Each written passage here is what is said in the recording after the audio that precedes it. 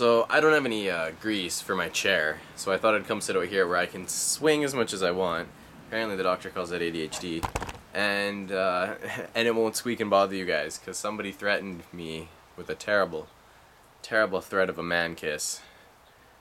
So here I am, in a less squeakier chair. So I was reading on the Extinction Protocol 2012. That's an interesting site if you guys are into alternative media, which you all should be. If you're already here, if you're a regular viewer of my video, then that's a silly question. Of course you're into alternate media, because mainstream media is just full of junk and absolutely worthless. But I was scouring through there and I was seeing something cool. A man is building out of like old nuclear or old missile silos condos underground for people. So they're, built to survive epic solar flares, nuclear attacks, zombies, even viral infections. He's hoping to create, like, farms on them so that they can feed up to 75 people, I think, for 5 years per silo. Like, that's pretty crazy. But then that's only 75 people. There's not a whole lot there. You can buy half a floor for $1 million. You can buy a whole floor for $2 million. Interesting. You have your own little condominium, whatever, for $2 million. Comes with I think there's a pool, there's a theater. Like, it comes with a doctor and an orthodontist. Like, crazy little bonuses. Like, well, it must be nice to be rich, I guess. Interesting. Now, I'm always about being prepared. You should know that by now. I can't build a underground bunker in a missile silo, unfortunately. As much as I would really thoroughly enjoy to do that, just the whole building one would even be epically fun. But I simply don't have the resources or the space to just build something crazy like that. So I'm kind of stuck with whatever happens to a degree. I'll run if I have to. If I can't, I guess. Which brings me to the topic of today's video, is preparing yourself spiritually and mentally. I was raised Jehovah's Witness, so kind of believe the whole follow the Bible, you preach God's word.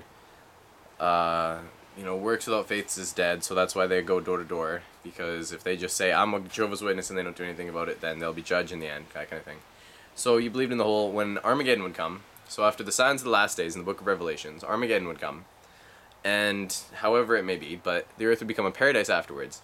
And the meek shall inherit the earth, which was the Jehovah's Witnesses, and then whoever else God deemed worthy of inheriting paradise. So that was the belief that I grew up with as a kid. And now, after being out of that for a few years, living in the world and kind of sampling little bits of different religions and beliefs, I found that I'm a firm believer now in what you believe. So what you manifest is what comes to be. You believe and it manifests it. So you believe in hell? Like, I'm going to go to hell, I'm going to hell, I'm going to hell all the time. Yeah, I'm going to hell, I'm going to hell, I'm going to hell. You're going to hell. You believe I'm going to go to heaven? Then you will go to what you believe is heaven. That kind of thing. I believe I'm going to join the cosmic Milky Way of the galaxy and just kind of go back into the All-Mother's womb and become just a universal energy that just scours the universe. And then hence it shall be. Now, it's always good to be prepared physically for things.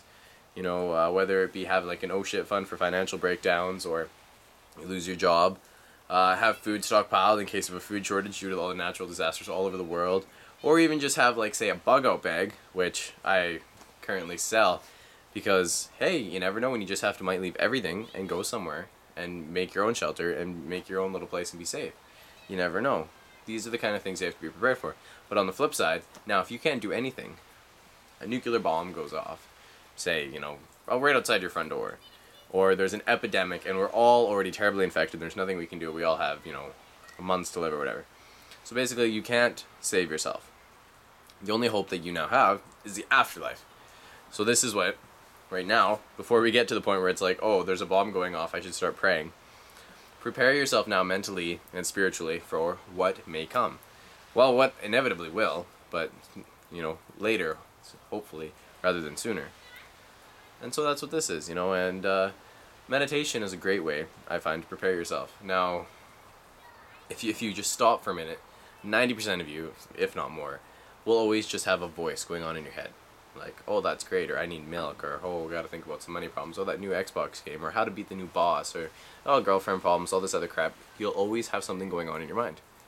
And if you don't, bravo.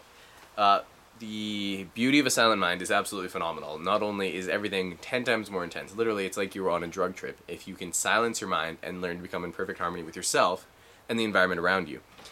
Trees glow and are vibrant. You see, well, what you could call tracers, I guess, behind the birds and lights, because everything is just, well, alive. The world is alive, and once you learn to become more in tune with yourself and more at peace, then you begin to feel the life around you, and everything is absolutely phenomenal and beautiful. You tell yourself you're beautiful, and eventually you'll believe it. If you say something enough times, people believe it. It's interesting to note, though, people that talk in the mirror to, I think it's to improve their confidence levels, have a higher rate of suicides than people that don't talk in the mirror. So bear that in mind, I guess. But to be positive with yourself, to always be hopeful, and to learn the way of the silent mind. Actually, you know what? Screw that.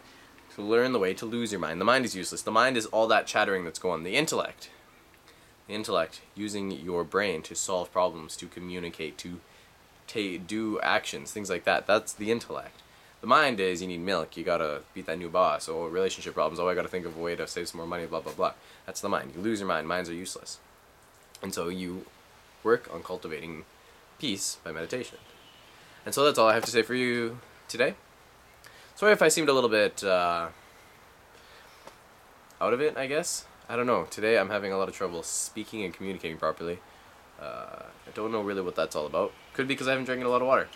Either way, it was good seeing you guys again. And yeah, thought I'd give you a little bit of a positive from the negative video that I just had, or two last videos, I guess. They're a little bit angry. But we're supposed to be now, right? It's all fair and well being peaceable and at peace with yourself. But also there is a time to get angry and to use that anger to the benefit of yourself and mankind. Keep all that in mind. Peace.